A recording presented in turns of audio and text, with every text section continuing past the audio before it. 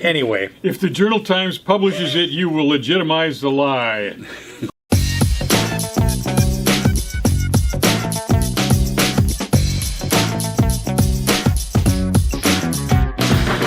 Avoid those kind of details because here at Talkin' Racine, we don't bullshit around. And the reason we don't is because we got George Myers here. And Jim Spodek. And I'm the chief patrol officer, keeping everybody in line, Dr. Ken Jorgen. And we talked a little bit last week about preferable treatment to city officials. Preferential treatment. And we're going to discuss that a little bit more today. If you remember correctly, we talked about Edwin Santiago, the 4th District Alderman, your alderman. That's right. He had a little bit of a dust-up with the local police and was arrested out on Douglas Avenue. Now, the police are saying they clocked him going like 83 miles an hour, but we all know that typically the speed that registers in their car, like if they say 83, that's how fast they had to go to catch up with you. Now, Santiago claims he was going somewhere in the mid-50s, which is still, substantially over the limit. Yeah. So he's got one in the ringer there. And have you heard anything more about what's going on? No, I mean, you get charged. You got a felony charge. Well, they finally came down with the charge. Right. Well, we were talking about how long it took. More than a week. Yeah, it was a week or 10 days to do it when normally it's done overnight, Right. As soon as you can see a judge. The argument was it was COVID and all the other crap that goes with it. Yeah, okay, well, whatever it was fleeing and eluding was one, and then, of course, it was DWI, or driving under the influence. So we'll see where that goes. My guess is that it's going to be massaged. Well, it's a question of how much they like him. Yeah, pretty much. Yeah. Because we know that certain people, if you're kind of like part of the in crowd downtown, it's kind of moved through the system, kind of comfortably. Now, say, are there some key issues coming up before the council over the next couple months? Right. Well, it also locks them in. I bet he knows how to vote. Yeah. Right, he does. Remember when? You won't hear any voice in the wilderness. Right. If he's slow getting his vote in, I'm sure that Mason will be up there, at the desk, just giving him the high side. Exactly. I don't think that don't happen. It does. But anyway. Yeah, but he's been hoovered. Yeah, hoovered. But last week we went through the whole list of different individuals that are, if we like you get special treatment. If we don't like it, we give you an extra special treatment. Well, we just thought we'd bring that up so you're up to date on it. He has been charged now, and we'll see. We're kind of going to cover the role of the media, the role of the news agencies, the Fourth Estate, as it's called, actually named the Fourth Estate in the Constitution, right, George? You're the constitutional scholar. I don't think that's in the Constitution, but it might be in the Federalist Papers. I'd have to. Yeah, it could be. Maybe the Declaration of Independence. It's in there somewhere. I know it's. Okay. There's a reference made to the Fourth Estate, and the role of the Fourth Estate is, well, you got the legislative, the executive, and the judiciary in the government, and the Fourth Estate is private. It's the public. No, I don't want to confuse people. Public and private is the way I use them just now, is they're the same thing. It's a private interest serving the public good is what the Fourth Estate is. Usually media falls into that. So media was right. Freedom of press. So it was considered by Thomas Jefferson to be very important because it kept the government in line. Right. Was basically what he was looking at. The two presidents before him had been putting people in jail under the alien sedition laws, which would include people that wrote the wrong thing in newspapers. Right. So when Jefferson came in, he let everybody out of jail, and some people were very critical of him. He said, "Hey, better that way than not let them talk at all." Exactly. So it falls under that freedom of speech. That's right. And Jefferson is dead now, so it's not like somebody's going to come and save you, right? Yeah, it's up to us now. It's we the people. We're still we the people. The first three words of the Constitution. So I know that was put in there a long time ago, but it's still we the people. Different people, but the same relationship. That's right. With government. It's still our responsibility. That gets passed along. But, our position is that the Fourth Estate, the media, is really not living up to the mandate that was given to it way back in the days when the Constitution was written and the Bill of Rights and so on and so forth. I mean, right now, it seems like the media functions more as a, what would you call it, public relations firm for government, and government is really just kind of a front for the corporatocracy that actually runs the show. Media right now, all public media, like newspapers, magazines, television, basically owned by about 5 entities, and that's it. Right. So, the idea of getting an independent evaluation of public policy or government or anything like that is pretty hopeless, because all of those 5 corporations, they're pretty big, and they want a government that will create a favorable environment for them to operate in. So the two of them are kind of like working hand in glove. Exactly. The government and the media. And that's where we can come into the Fifth Estate, and that's what they're talking about. Shows like us. Yeah. We do investigative journalism. We're not tied to any corporation. We make really no money, and we just tell it like it is.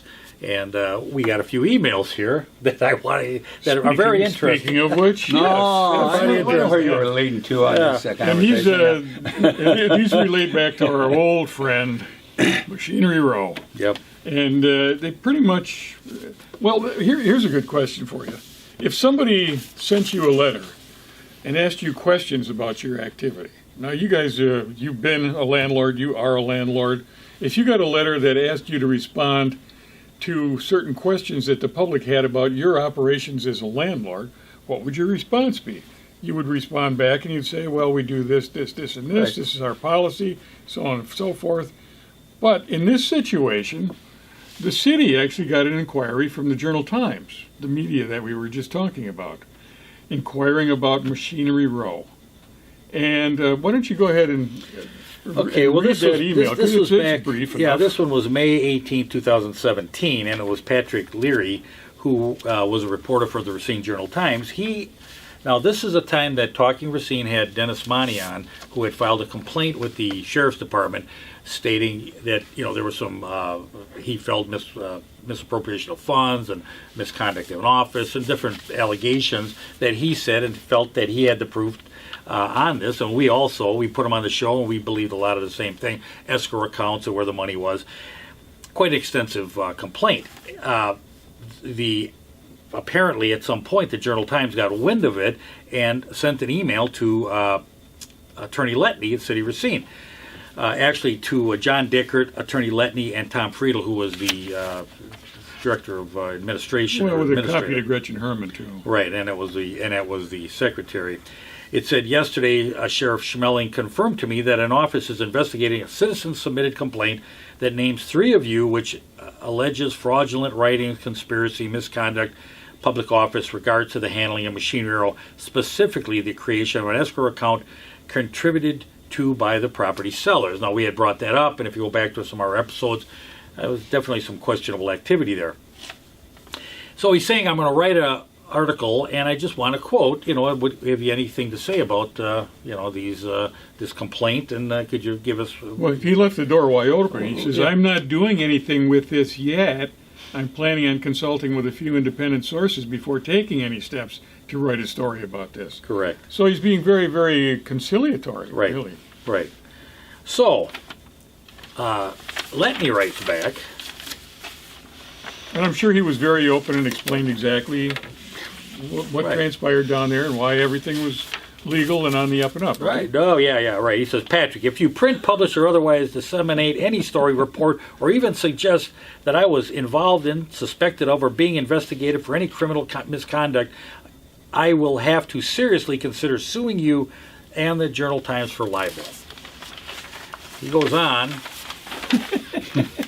The allegations made by Dennis Monti and Talking Racine allegations that I engaged in any criminal misconduct is utterly false. The allegations they make are not criminal violations. The transaction was between 2 non-city related entities, specifically the buyer and the seller.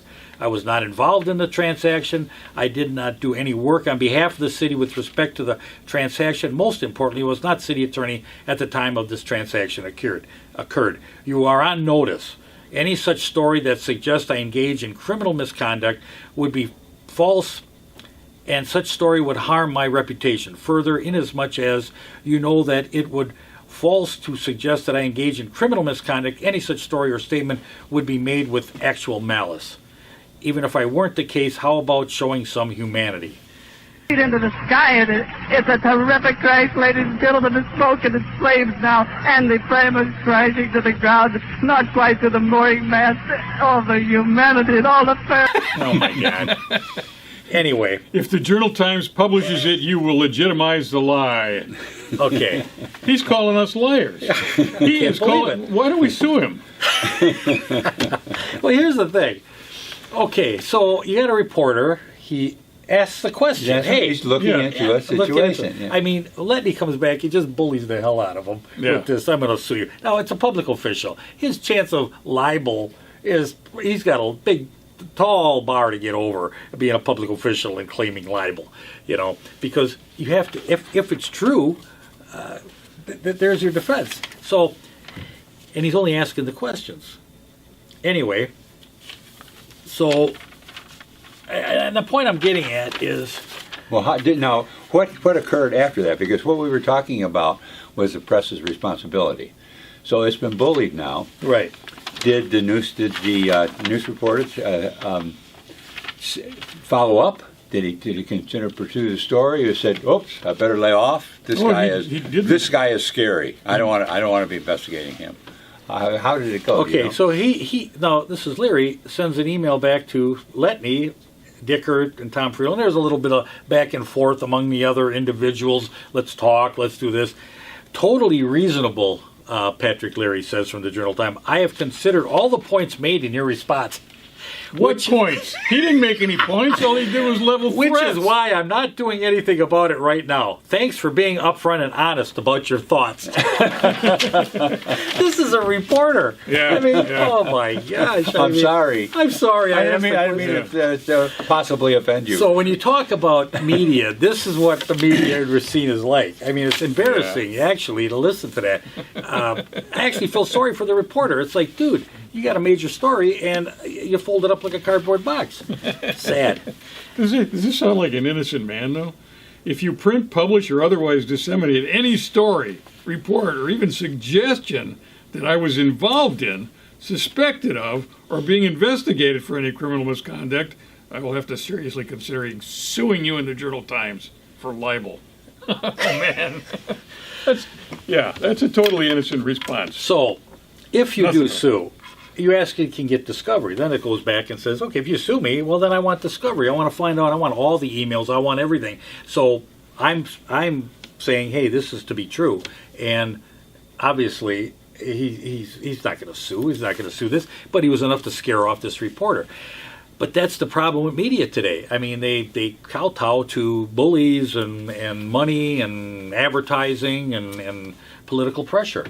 I mean, that's our problem. See, even if he would have sued, he's got no right to that information. Right, exactly. Because it's confidential. Right. Everything that happens at City Hall is confidential. Right. Yeah. So that's where that whole Sandy Widener case is an arrest. She stood up to him, and now they're spending tax dollars, to go after her. Trying to beat her into the ground. Right. Yeah. Now, here's another email, and this is from Palanek to all, it is, and it's to the administration pretty much in the city of Racine, and talking again about talking Racine and Machinery Row.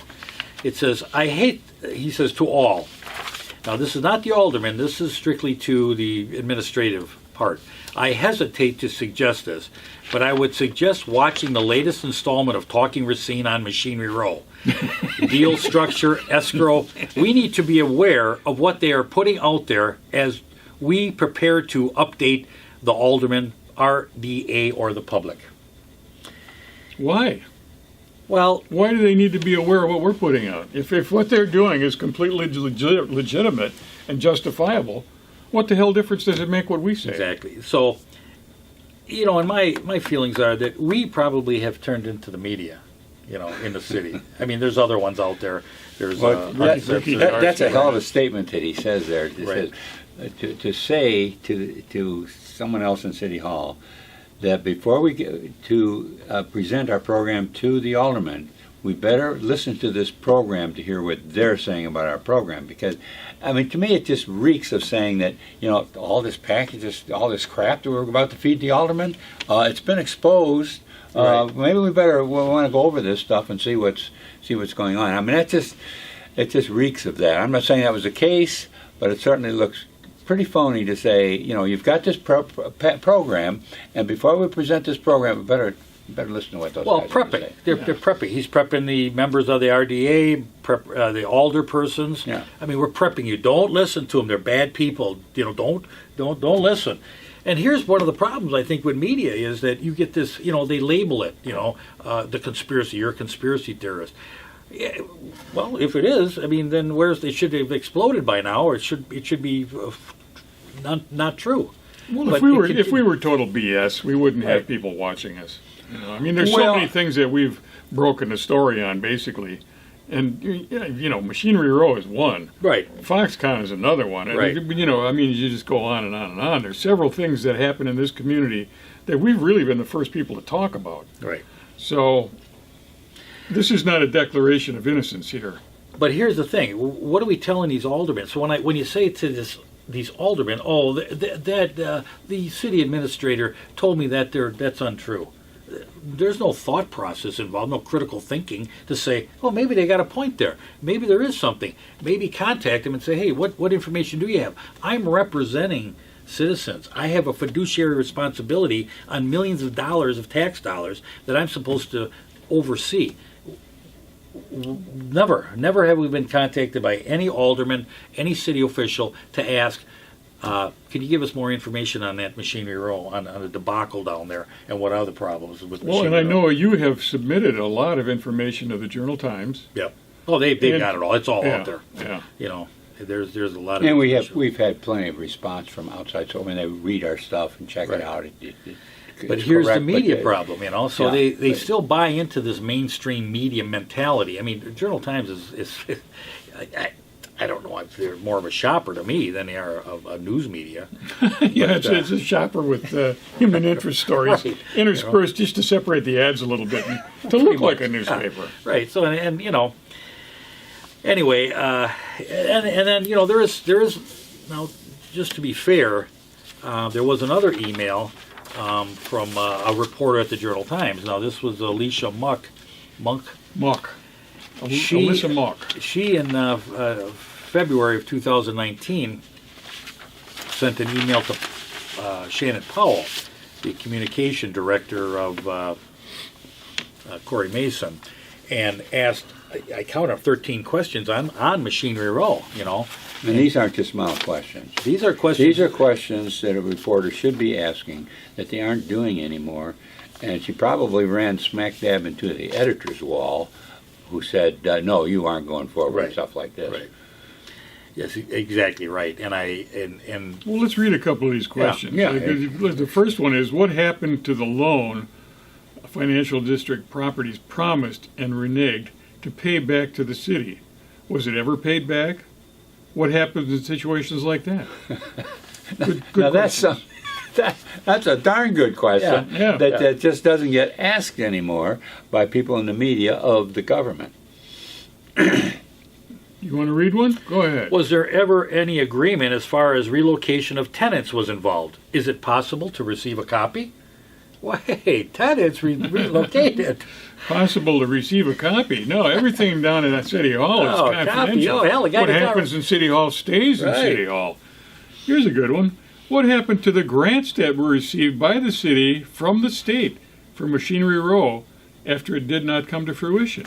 And that speaks to the, what was it, $450,000 that the DNR Right. bequeathed to the city Right. for the promenade. And by the way, the city has been defending that promenade. They did not allow snow to be dumped down on that gravel parking lot, and I'm assuming it's because they wanted to keep the promenade open Well, during the winter for people to go down there and enjoy it. Anyway, so those are some of the emails. There's a few more. I mean, but most of them were pretty. Journal Times pretty lame. I mean, all in all, and this was never answered. I mean, if it was answered, it's confidential. You can't get at it. So was it ever answered? And she no longer works for the Journal Times. One thing I noticed about the Journal Times, they run through a lot of reporters. You know, I mean, they're young and they roll them through, and I don't know if they just don't like it or if they. Well, especially the ones that ask questions. It seems like they disappear. They just go. If there's a decent reporter, they're usually gone. It is what it is. I mean, you can't expect much out of them. But I'll tell you what, I more and more are going to off sites to find information. You know, you have to get out there. You have to use your instincts, I guess, to find information. But really look for the information. And use your head a little bit. You know, that's what you have a responsibility as a citizen to oversee government, and not just to say, oh, they're doing a great job. I mean, your aldermen are doing that. You know, they don't care. They just continue to fall into the same. It's the responsibility of the taxpayer, the citizens, to investigate. Yeah, really you're going to look have at to it. inform yourself, because Absolutely. you can't rely on the newspaper to do it. No. Yeah, and as soon as it got to be politically involved and partisan in nature and that type of stuff, across the country, and particularly in Racine, the subscription rate started to drop a lot. So the Journal Times just doesn't have a subscription. Shoreline Leader went totally gone. It's just that people weren't using it that much anymore, and Well, you know, they use trust it. Facebook and Twitter and all the rest of that stuff, and that's not news. That's not Well, news. Really, it was not dropping. news. Yeah, it was Yeah. dropping long before the social But media. people came have to about. get back to critically thinking. You know, understand the issues, study up on the issues, and it's their responsibility. It's our responsibilities. You know, it really is. And, you know. So Well, anyway. you know, there is something in the news here that was this in the Journal Times? I guess it was, wasn't it? The boutique hotel. Oh yeah, That's going on downtown there. They That's just interesting. Yeah, it's been they just revived. came up Looks with like it's some gonna go more through. financing for the boutique hotel. Which I still feel, I understand the project, it's nice to get it in there, but the city's not a bank. It should not be involved in this type of activity. I think that this might be a good loan, but that is a decision better made by the private sector and financial institutions, savings and loans institutions that are much better at evaluating loans and properly dealing with them than a government is, particularly something like the Racine local government. Yeah, no, I agree. Well, you know, this is a tremendous product. It could be transformative down there on the lakefront and right on Main Street. Yeah, but there's some existential problems that could be facing the city if it were. I think it's a game changer. Yeah. Yeah. Well, you know, we got to get all of the stakeholders intimately involved in this project, because we want to turn Racine, Wisconsin into a world-class city. We want to be competitive with Paris, France, Rome, Italy, and some of these other big-name cities. We want to be world-class. Well, it was going to take a true groundbreaking type of activity to do that. Public-private partnerships is what we need, George. Well, I know once this goes, this could be a catalyst for change. Big and bold. That's the word. Yeah, generational in concept, reaching far out there. Yeah. I think there's a competitive urgency to this project. Could be. Yeah. Could be. Yeah. No, it's Words of wisdom right here from Absolutely. Absolutely. maybe a little trite, but well. Anyway, I want to. Wait! I gotta let him in on the secret here, because you probably know already. Well, before the show, we wrote down all of these bullshit terms that we hear time after time after time, and we decided that we'd throw them into the conversation. So if you were extremely impressed with the last couple of minutes, Yeah. You're being suckered in. Make our report sound more important than it actually was. Oh my God. Well, anyway, I want to just go back to that for 1 minute. These guys have been successful in Milwaukee with apartment buildings. You know, this is a hotel. It's a total different animal. Yeah. And the industry, the hotel, motel, it's just been cremated with this COVID, and it's still in very, very bad shape. To get financing for a hotel now, it's impossible. And he brings it up. Yeah, tough. It's probably not impossible, but the fact is, the developers bring it up that, hey, we started this project and then COVID popped in, and then of course the industry took a dive. So we're back at it. But one of the interesting they say they're talking about finding a new private party to provide a primary loan. Now the city's coming in with 5.5. They're getting 12 million in, I believe, in tax credits. They're going to need the rest of this in a lender, and it's not going to be the hotel motel business industry. I can tell you right now, that's dead in the water. And there's like tremendous amount of hotels out there that are struggling and they're behind in pay. I mean, there's some major hotels that have actually closed. So to put a boutique hotel in the middle of downtown Racine, away from the interstate, to travel to, this private party that will provide the primary loan, I just think it's Johnson. I mean, who else would put money into this thing? Well, there's certainly a likely suspect. I mean, it's right across the street, and we know that the Johnson Company has been involved in the hotel business in the past. They were very instrumental in the Marriott Hotel out on the west side of town. A lot of their visitors and executives, when they needed it, so on and so forth, stayed out at the Marriott. Now, this would be right across the street from their headquarters. Right. It'd be very convenient. And a lot of the players in this development is, been in Johnson developments or different things before.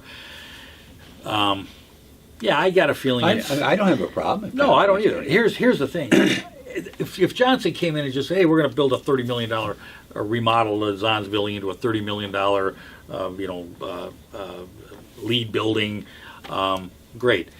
But could they do that with tax credits and all the rest? I mean, it looks better having a developer come in and do it and then just kind of like funnel the money and the expertise to it.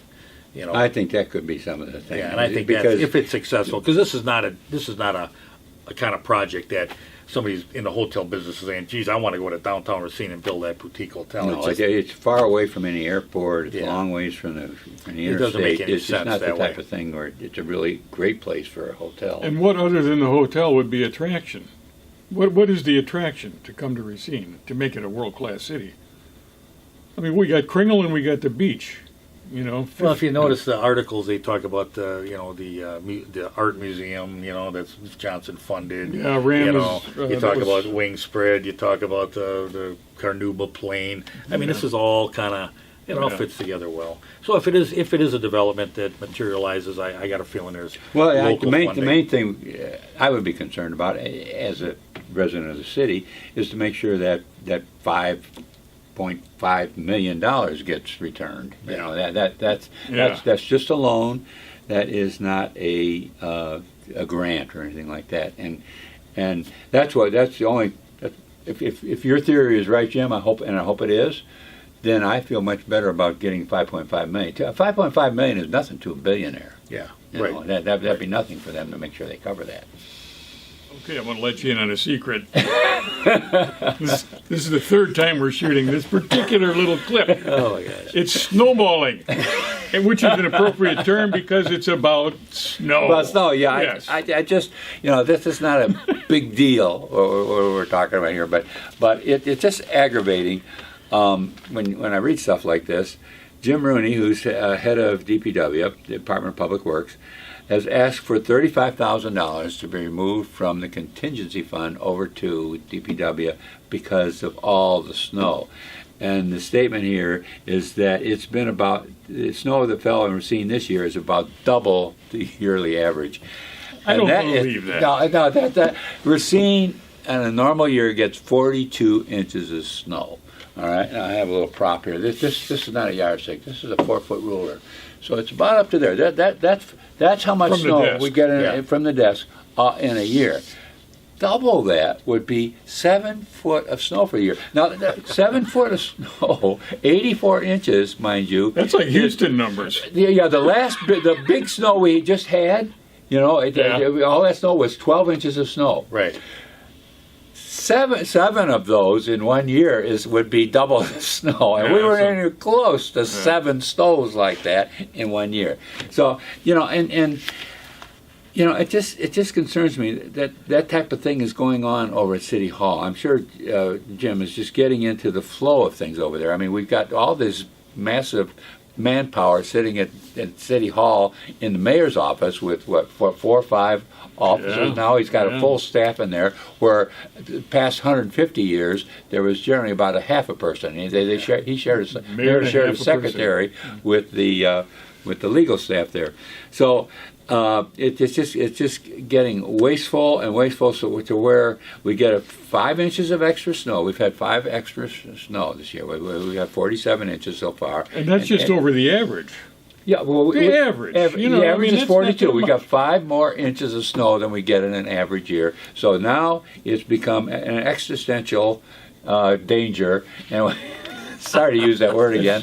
I love that word. Existential danger. We need to move $35,000. It was a transformative snowfall. Yeah, big and bold. Groundbreaking. Generational. Yeah. All right. I think they've had enough of us for today. Am I right with that? I think so. Yeah, I saw a lot of people nodding their heads. Before we go, though, we want to express our condolences and offer our encouragement to a regular viewer, and that's Jackie Myers. Thanks a lot, Doc. She's now been married to George Myers here on my left for 50 years. Celebrating our golden wedding anniversary. And this is Well, your- we did it just a couple days This is ago. your first marriage, right? Yeah, first marriage this lifetime. But it's Anyway, good show, George. yeah, Yeah, Congratulations. Congratulations. That's a landmark. That's a Yeah, landmark. good for you. So come back next week. We might have another generational opportunity to celebrate. Thanks for being here.